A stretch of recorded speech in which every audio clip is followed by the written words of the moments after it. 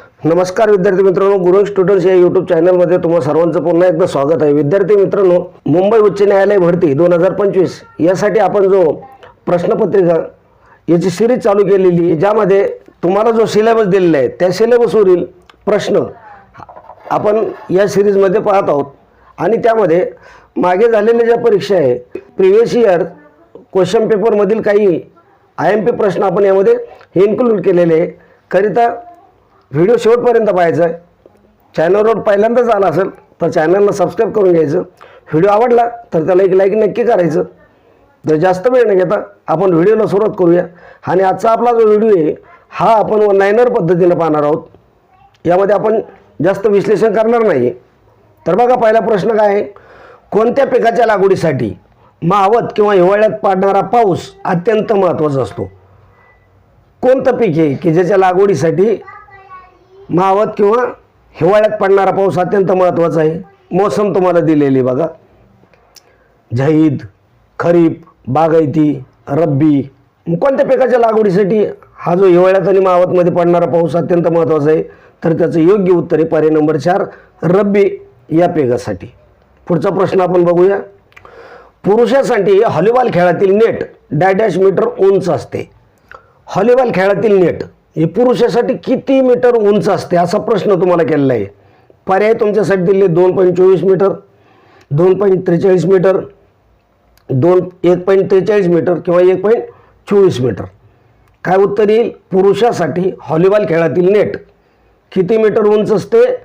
पर्याय नंबर 2 या प्रश्नाचं योग्य आणि अचूक उत्तर राहील 2.43 मीटर उंच असते। पुढचा प्रश्न आपण बघूया। तुम्हाला जर मुंबई उच्च न्यायालय भरती यामध्ये झालेल्या प्रश्नपत्रिका लिपिक तसेच शिपाई व हमाल या पदासाठी 2018 पासून परीक्षेमध्ये वारंवार विचारण्यात आलेले प्रश्न याची 1,500 प्रश्नाची PDF आपल्याकडे अवेलेबल आहे। आणि तिची किंमत फक्त 50 रुपये, म्हणजेच 50 रुपयामध्ये अवेलेबल आहे।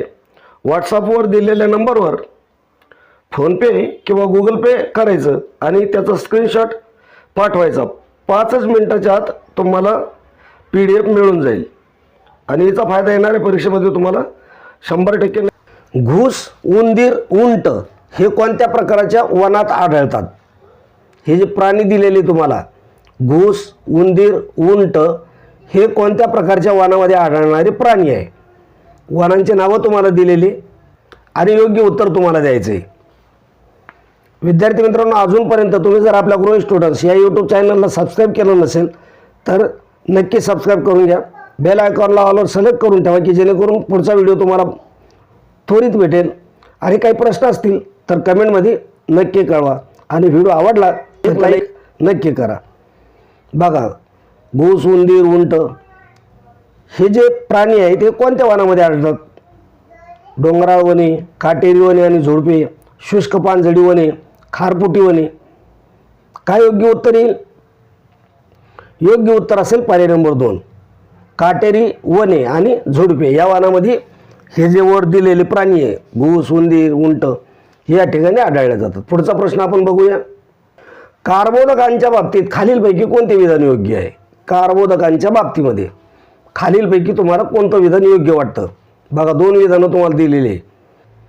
कार्बोदके अमिनो आम्लापासून बनलेली असतात आणि दुसरं विधान आहे कार्बोदके हे आपल्या शरीरासाठी ऊर्जेचा मुख्य स्रोत आहेत। काय योग्य असेल? केवळ 1 बरोबर, 1 आणि 2 हे दोन्ही बरोबर। त्यानंतर तिसरा पर्याय आहे केवळ 2 बरोबर आणि चौथा पर्याय दिलेले 1 किंवा 2 यापैकी एकही नाही। काय उत्तर? याचं योग्य उत्तर येईल पर्याय नंबर 3, दुसऱ्या नंबरचं उदाहरण। काय?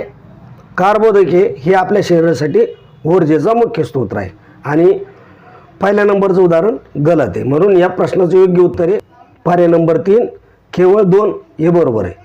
पुढचा प्रश्न आपण बघूया। जानेवारी 2019 पर्यंतच्या माहितीनुसार आसाममध्ये लोकसभा मतदारसंघ किती आहेत? 2019च्या माहितीनुसार आसाममधले लोकसभा मतदारसंघ किती होते असा प्रश्न तुम्हाला विचारलेला आहे। पर्याय तुमच्यासमोर ठेवलेले 21, 28, 17, 14। काय उत्तर असेल? योग्य आणि अचूक उत्तर येईल पर्याय नंबर 4, जानेवारी 2019 पर्यंतच्या माहितीनुसार आसाममध्ये 14 लोकसभा मतदारसंघ आहेत. पुढचा प्रश्न आपण बघूया. मायक्रोसॉफ्ट पॉवरपॉईंट 2010 मधील खालीलपैकी कोणत्या टॅबमध्ये फॉन्ट स्टाईल आणि आकार बदलण्याचा पर्यायाचा समावेश असतो? मायक्रोसॉफ्ट पॉवरपॉईंट 2010 मधील कोणत्या टॅबमध्ये फॉन्ट स्टाईल आणि आकार बदलण्याच्या पर्यायाचा समावेश असतो? बघा पर्याय काय दिले तुम्हाला. नंबर 1चा पर्याय इन्सर्ट, फॉर्मॅट, डिझाईन आणि होम. काय योग्य उत्तर असेल? योग्य आणि अचूक उत्तर येईल पर्याय नंबर 4 होम. याच्यामध्ये फॉन्ट साईज आणि आकार बदलण्याचा. पुढचा प्रश्न आपण बघूया.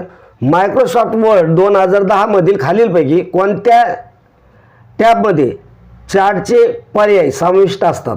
कोणता टॅब आहे की त्याच्यामध्ये काय टॅबचे पर्याय समाविष्ट असतात? बघा पेज लेआउट, डिझाईन, इन्सर्ट आणि होम. योग्य उत्तर काय येईल? पर्याय नंबर 3 इन्सर्ट. याच्यामध्ये काय चार्टचे पर्याय समाविष्ट असतात. पुढचा प्रश्न आपण बघूया. MS एक्सेल 2007 हे एका क्षैतिज टॅब मालिकेसह डिझाईन करण्यात आले आहे. त्याला डॅश डॅश म्हणतात. काय MS एक्सेल 2007 हे एका क्षैतिज टॅब मालिकेसह डिझाईन करण्यात आले आहे. त्याला काय म्हटलं जातं?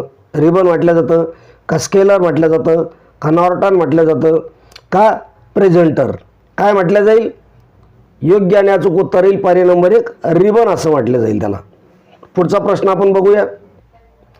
मायक्रोसॉफ्ट वर्ड 2010 मधील खालीलपैकी कोणत्या टॅबमध्ये कमेंट्स या पर्यायाचा समावेश असतो?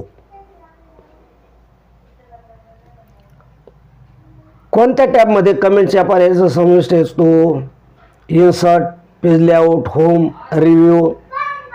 योग्य आणि अचूक उत्तर येईल पर्याय नंबर 4 रिव्ह्यू. मायक्रोसॉफ्ट वर्ड 2010 मधील खालीलपैकी रिव्ह्यू या टॅबमध्ये कमेंट्स आणि या पर्यायाचा समावेश असतो. पुढचा प्रश्न आपण बघूया. वर्ड प्रोसेसमध्ये खालीलपैकी काय वर्तमान दस्तऐवजाची माहिती देते? बघा status bar, tab stop, review, drawing toolbar. काय वर्तमान दस्तऐवजाची माहिती देतो? तर त्याचं योग्य आणि अचूक उत्तर येईल पर्याय नंबर 1 स्टेटस बार. पुढचा प्रश्न आपण बघूया. MS वर्ड 2010च्या खालीलपैकी रिबनपैकी कशाच्या अंतर्गत मार्क सायटेशन टॅब येतो? पर्याय बघा काय references, track changes, insert, footnote. MS word 2010च्या खालीलपैकी रिबनपैकी कशाच्या अंतर्गत मार्क सायटेशन टॅब येतो? योग्य उत्तर काय? Track changes. पर्याय नंबर 2 हे या प्रश्नाचं योग्य आणि अचूक उत्तर राहील. पुढचा प्रश्न आपण बघूया. मायक्रोसॉफ्ट वर्ड 2010 मधील खालीलपैकी कोणत्या टॅब अंतर्गत कट ही कमांड येते? मायक्रोसॉफ्ट वर्ड 2010 मधील खालीलपैकी कोणत्या टॅब अंतर्गत कट ही कमांड येते? बघा फाईल, पेज लेआउट, रेफरन्सेस किंवा होम. काय योग्य उत्तर असेल? पर्याय नंबर 4 होम. याच्यामध्ये कट ही कमांड येते. पुढचा प्रश्न आपण बघूया. मायक्रोसॉफ्ट वर्ड 2010च्या खालीलपैकी कोणत्या टॅबमध्ये सेव्ह ॲज ही कमांड येते? मायक्रोसॉफ्ट वर्ड 2010च्या खालीलपैकी कोणत्या टॅबमध्ये सेव्ह ॲज ही कमांड येते? पर्याय बघा आहे file, references, home, page layout. काय उत्तर येईल याचं? योग्य आणि अचूक उत्तर येईल पर्याय नंबर 1 फाईल. याच्यामध्ये सेव्ह ॲज ही कमांड येते. पुढचा प्रश्न बघा आहे. पुढचा प्रश्न पाहण्या अगोदर विद्यार्थी मित्रांनो मी तुम्हाला एक रिक्वेस्ट करतो, एक विनंती करतो की अजूनपर्यंत तुम्ही जर आपल्या ग्रोइंग स्टुडंट्स ह्या यूट्यूब चॅनलला सबस्क्राईब केलं नसेल तर लगेच सबस्क्राईब करून घ्यायचे. बेल आयकॉनला आलो सिलेक्ट करून ठेवायचे. व्हिडिओ आवडला तर त्याला एक लाईक नक्की करायची. काही प्रश्न असतील तर कमेंटमध्ये नक्की कळवायचे, कारण अशाच प्रकारच्या महत्त्वाच्या अपडेट्स आपल्या चॅनलच्या माध्यमातून तुमच्यापर्यंत पोहोचल्या जातील. आजच्या व्हिडिओमध्ये आपण याच ठिकाणी थांबूया. व्हिडिओ कसा वाटला हे कमेंटमध्ये नक्की कळवा. जेवढ्या प्रश्नाची उत्तर तुम्हाला देता येत असतील तेवढ्या प्रश्नाची उत्तर तुम्ही कमेंटमध्ये देत चला. भेटूया असाच महत्त्वाचा पॉईंट घेऊन पुढच्या व्हिडिओमध्ये. तोपर्यंत जय हिंद, जय महाराष्ट्र. धन्यवाद मित्रांनो.